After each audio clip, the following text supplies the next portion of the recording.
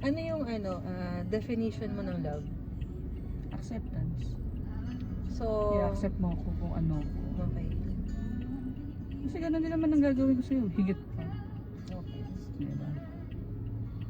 So, ano ang definition mo ng naniniwala ka ba sa forever?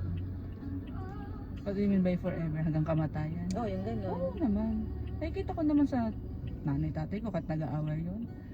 Hindi binitawan ng nanay ko tatay ko. Nagkasakit. Yung iba susuko. Oo. So, Kuya ko naman. Kasi yung nakikita ko sa mga kapatid ko. So, nagkahiwalay sila ng asawa niya ni kuya. Eh, nagkabalikan sila. Kahit Ganun yung love. nagkahiwalay. I-accept mo yung pagkakamali, yung nakaraan. Forgiveness. Hindi talaga, lahat ng tayo nagkakamali. Siguro kung talagang kung talagang sure ka sa isang tao na ito mahal mo talaga to. Siguro yun talaga, bibigyan mo siya ng unlimited chances. Tsaka talagang sure ka na kahit anong mangyari, siya at siya pa rin talaga. Sa pagmamahal, nakakagawa ka ng pagkakamali. Okay. Pero hindi porket nagkamali ka, masama ka ng tao.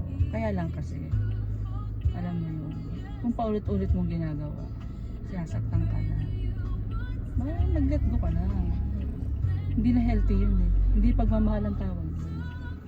Yung paulit-ulit na ginagawa sa'yo. So, ano ang letting go sa'yo? Letting go? Ano ang letting go?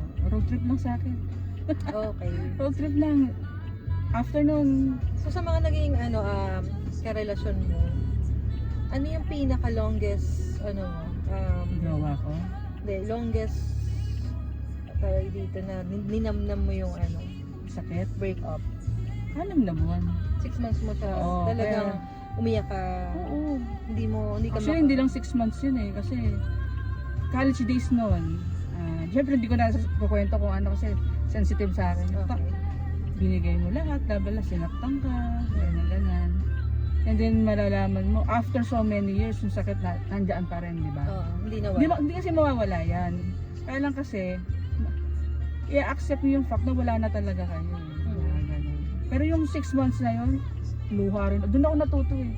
Okay. Doon ako natuto na di ako pwedeng umiyak ng matagal. Sarili ko rin lang naman ng mahihirapan. Sa 6 months na yun, sabi ko sa'yo, late ako sa school. Totoo yun. Talagang dinamdam mo yung Nagka, bawat sandali ng oo, yung mga grades ko bumaba nun. Sakit So, kasi. paano ka nag-move on? After nung months of na nag-mourn ka, ganyan. Inisip ko kasi yung sarili ko. Parang makaawa naman ako.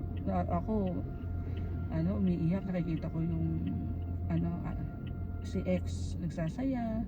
Tapos pag-uwi ko, tatay ko, nanay ko, tita ko nagpaaral sa akin. Di tama to. Kaya na ako, kaya ko yan, sabi ko. After nun, matututo ka sa relasyon mo, sa pagkakamali. Magiging matatag ka. Ngayon, makasaktan ka kasi nagmahal ka eh. Gagawin natin. Maganda tayo.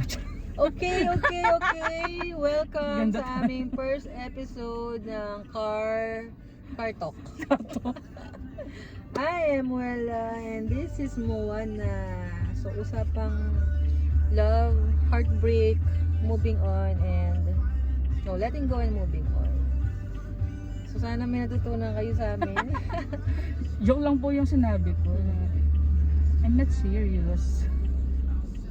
So, parang maganda tong gagawin natin Car Talk. Car talk? Car Talk. Hi baby!